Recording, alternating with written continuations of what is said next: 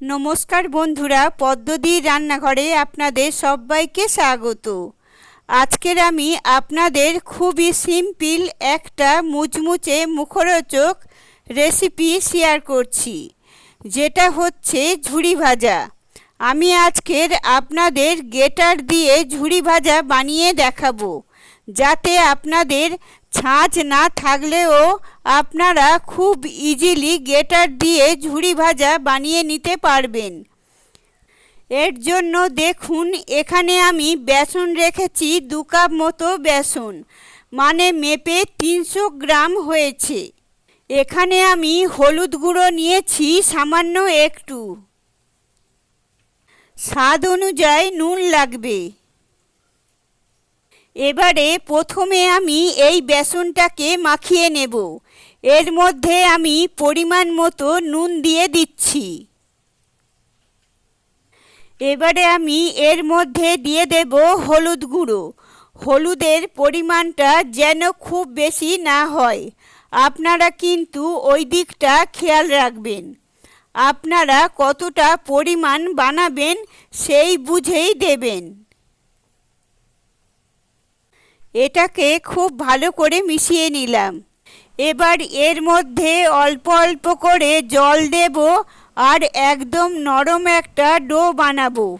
Normally আমরা যেরকম লুচি, পরোটা বা আটার রুটি করলে যেরকম ডোটা নরম করি, ওর থেকে কিন্তু একটু নরম করতে হবে।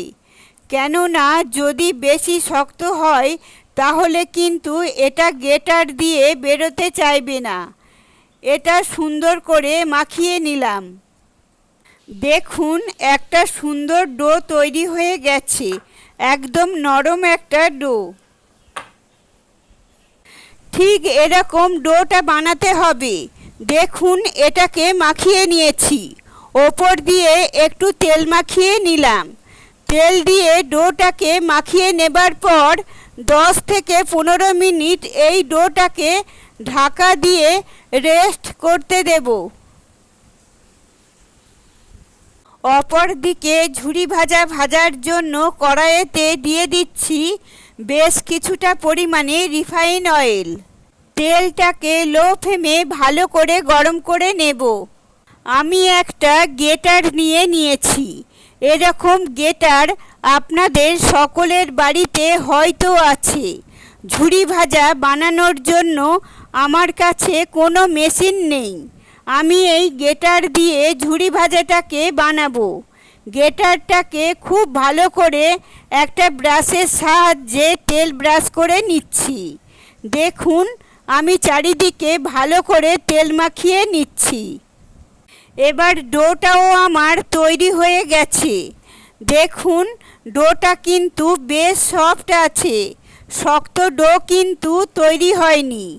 যদি শক্ত ডো তৈরি হয় তাহলে কিন্তু ঝুরি ভাজাটা ভীষণ শক্ত হবে, সফটনেস এর মধ্যে থাকবে না। এরপর গ্রেটারটাকে উল্টো করে নিতে হবে।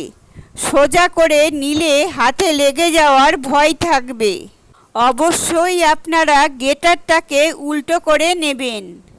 এবার বেসনের ডোটা থেকে অল্প করে বেসনের মিশ্রণ নিয়ে গ্রেটারের ওপরে দিয়ে এইভাবে আস্তে আস্তে হাত দিয়ে চেপে চেপে আমি ঘষতে থাকলাম।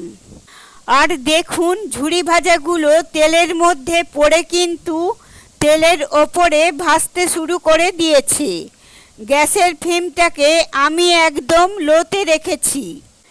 মিডিয়াম ফ্লেমেও রাখবেন না, তাহলে ঝুরি ভাজাগুলো পুড়ে যাবে। 2-3 মিনিট সময় ধরে লো টু মিডিয়াম ফ্লেমে ঝুরি ভাজাগুলোকে ভেজে নিতে হবে।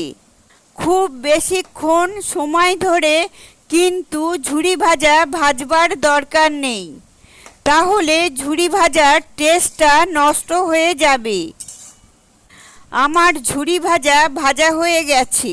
এবারে ভেজে নেওয়া ঝুরি ভাজাগুলোকে তেল থেকে তুলে একটা কিচেন টিস্যুর ওপরে রেখে দিচ্ছি, যাতে অতিরিক্ত তেলটা সোপ করে নেয়।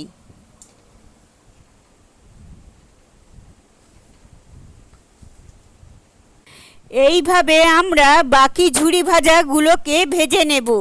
যেভাবে আমরা আদা বা গাজর গ্রেট করি সেই রকম গ্রেট করার মতনই ডোগুলোকে এইভাবে গ্রেট করতে হবে।